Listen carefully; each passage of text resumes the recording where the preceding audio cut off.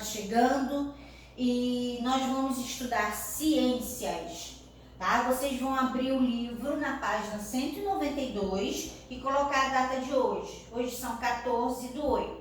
Nós estamos no módulo 3 e vamos estudar o capítulo 7. Nesse capítulo 7, nós vamos estudar atividades humanas e conservação do ambiente, recursos naturais renováveis e recursos naturais não renováveis, a agricultura e o ambiente e a agricultura sustentável, tá? Então vamos lá, vamos para a página 192. Recursos naturais. Todos os dias realizamos diversas atividades que necessitam de recursos naturais. Ó, aqui, né, tem uma criança tomando banho, a criança aqui se alimentando, estudando e a outra criança estudando, né, usando o computador. Bom, recurso natural é todo componente proveniente dos ambientes naturais que pode ser utilizado direta ou indiretamente pelo ser humano para atender às suas necessidades. Os minerais, a água, o ar, a luz solar, os seres vivos, entre outros componentes, são exemplos de recursos naturais. Então, gente, o ser humano ele utiliza, né, esses recursos para produzir alimentos, roupas, objetos artesanais e industrializados. Também para gerar energia elétrica e entre outras atividades. Esses recursos naturais, eles podem ser renováveis e não renováveis. E é isso que nós vamos ver a seguir. Nós vamos ver quais são os recursos naturais renováveis e quais são os recursos naturais não renováveis. Tá? Vamos começar então pelos recursos naturais renováveis. Os recursos naturais renováveis são aqueles que não se esgotam no ambiente, pois se renovam a um ritmo constante e superior ao de seu consumo. Essa renovação pode ser natural ou ocorrer pela ação do ser humano. Como exemplos desse tipo de recursos, podemos citar a água, a luz solar, o ar, o solo e os vegetais. Ou seja, gente, eles não se acabam, né? A luz solar, graças a Deus, né, vem todos os dias, a não ser quando o tempo está nublado. Aí a gente não vê, não sente, né, a luz do sol. Mas fora isso, ele está presente todos os dias. Nós temos essa luz natural, né, que é a luz solar. Então, ele é um recurso natural renovável. Por quê? Porque todo dia nós temos, tá? Bom, atualmente o ser humano tem ampliado a utilização dos recursos naturais renováveis, como o vento, a luz solar e até mesmo as ondas do mar para gerar energia elétrica. Em alguns estados do norte, do nordeste, quer dizer, e alguns estados do sul, por ventar muito, principalmente no Rio Grande do Norte, que é um estado onde tem muito vento, né? Esse vento, que é um recurso natural, ele está sendo aproveitado para gerar energia, que é a energia eólica, tá? Então, quer dizer, esse recurso natural, que ele é renovável, porque tem sempre, ele não se acaba, ele está sendo usado pelo homem para uma forma de produzir energia. Outra forma de produzir energia são as cachoeiras, né, de produzir energia elétrica, são as cachoeiras, que também é um recurso natural renovável, né, porque ela não se acaba. Né, principalmente aonde é gerada a energia hidrelétrica em Foz do Iguaçu, onde tem as cataratas do Iguaçu, tá? Bom, essa fotografia aqui é a usina que gera energia elétrica a partir de ondas do mar, em São Gonçalo do Amarantes, no Ceará. Então, mais uma energia que está sendo aproveitada, né, pelo ser humano, essa energia renovável que é através das ondas do mar, ok? Bom, vamos lá, gente. Então, o que acontece? Agora nós vamos falar sobre os recursos naturais que não são renováveis, tá? Peraí, deixa eu ver aqui o negócio.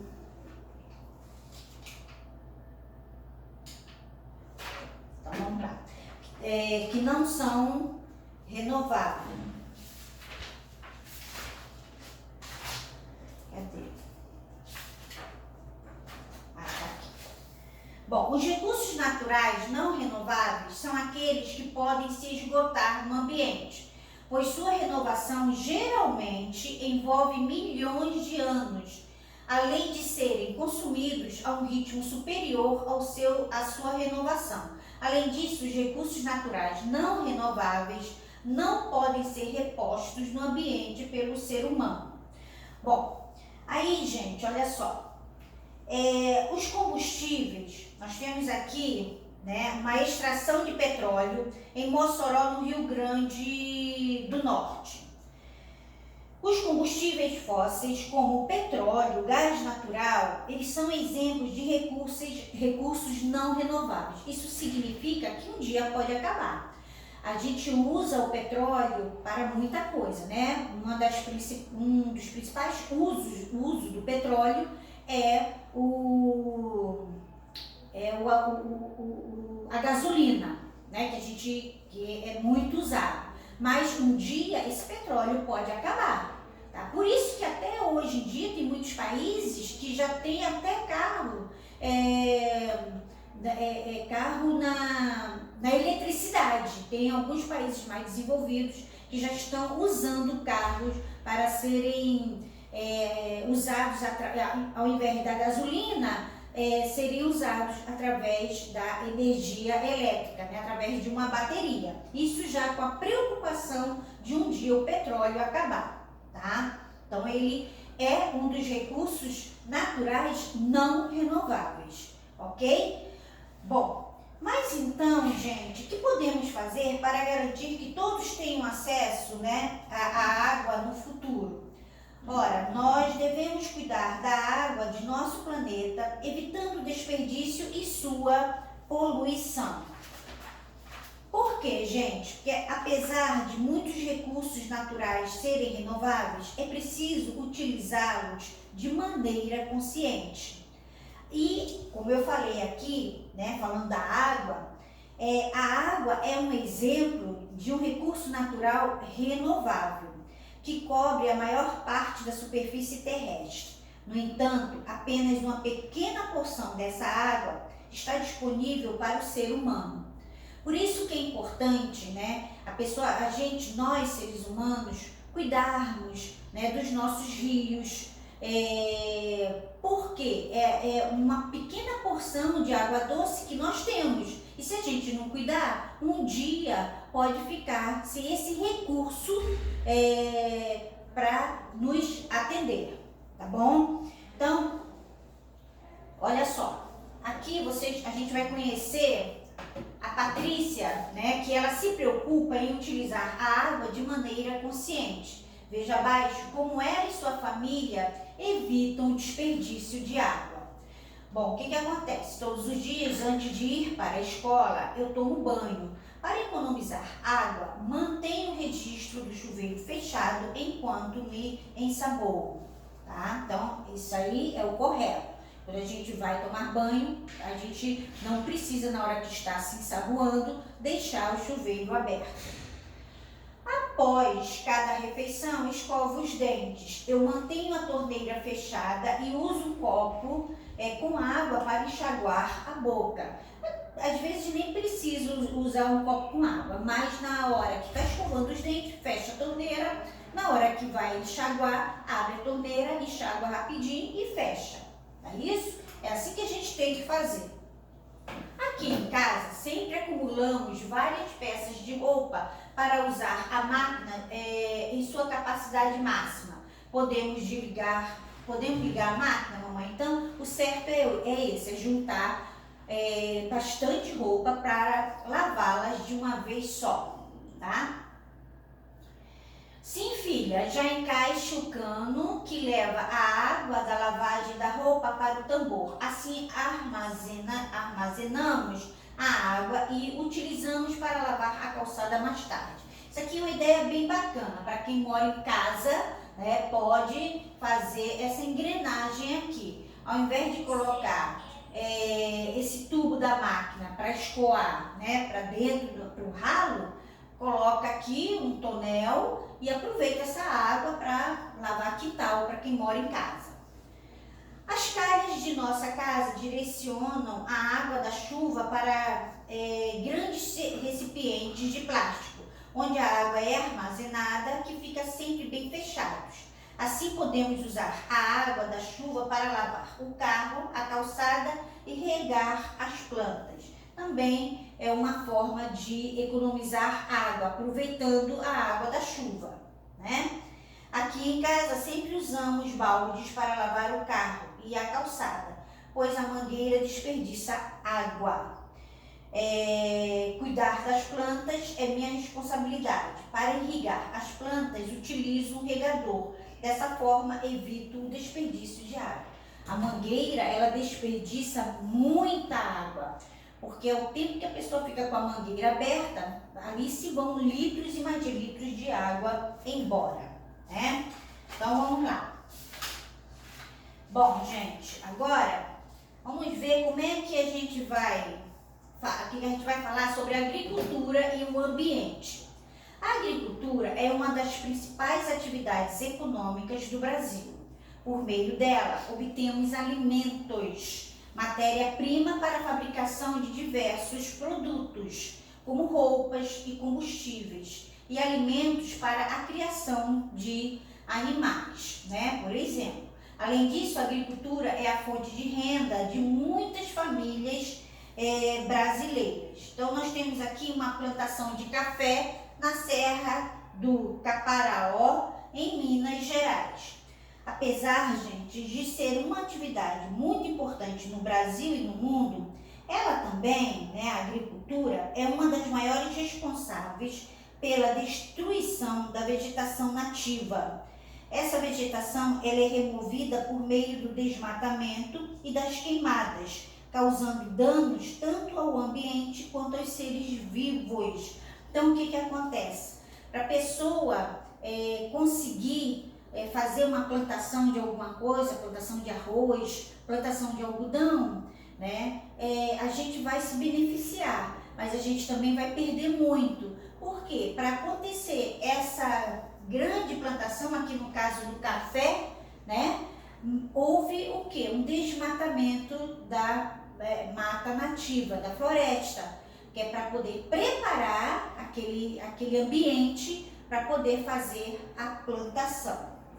Então, destruição do habitat, dos abrigos e das fontes de alimentos de diversos animais, devido às queimadas, né, e o desmatamento. Acontece também a alteração do clima, com a redução da ocorrência de chuvas e aumento da temperatura, exposição do solo à luz solar, aos ventos e à água das chuvas, aumentando as chances de ocorrer erosão e também, gente, aumento do risco de extinção das espécies de seres vivos. Além dos danos citados, né, que eu acabei de falar aqui para vocês, as queimadas também eliminam parte dos seres vivos microscópicos e dos nutrientes do solo, prejudicando sua fertilidade e liberam grande quantidade de gases poluentes na atmosfera terrestre. Então, são esses os malefícios, né, que acontecem quando há queimadas para uma plantação de algum produto. Bom, vamos ver agora agricultura sustentável. Pode sim acontecer agricultura sustentável, tá, gente? É isso que nós vamos entender agora. O que é agricultura sustentável? Como você estudou, a agricultura ela pode causar danos ao ambiente e dos seres vivos. Além disso, o cultivo de plantas pelo ser humano, né, envolve o uso de diferentes recursos naturais, como o solo e a água. Assim, é essencial que ela seja realizada de maneira adequada. Como isso é possível? Por meio da agricultura sustentável, por exemplo, o que a gente vai fazer? Veja a seguir duas dessas técnicas, o plantio direto e a rotação de culturas. O que é o plantio direto? É uma técnica na qual os vegetais são cultivados sobre os restos da plantação anterior. Assim, não é necessário realizar queimadas para preparar o solo. Além disso, os restos vegetais mantêm o solo protegido e fornecem nutrientes à nova plantação. Agora, a rotação de culturas é uma técnica na qual se alternam as espécies de plantas cultivadas em uma área a cada plantio.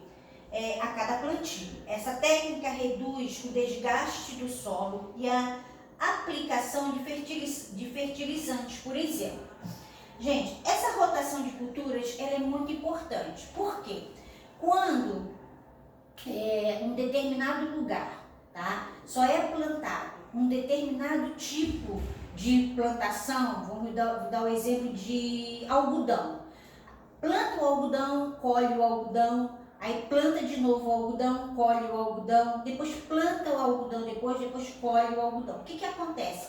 Esse solo ele vai se desgastando, vai perdendo a sua fertilidade.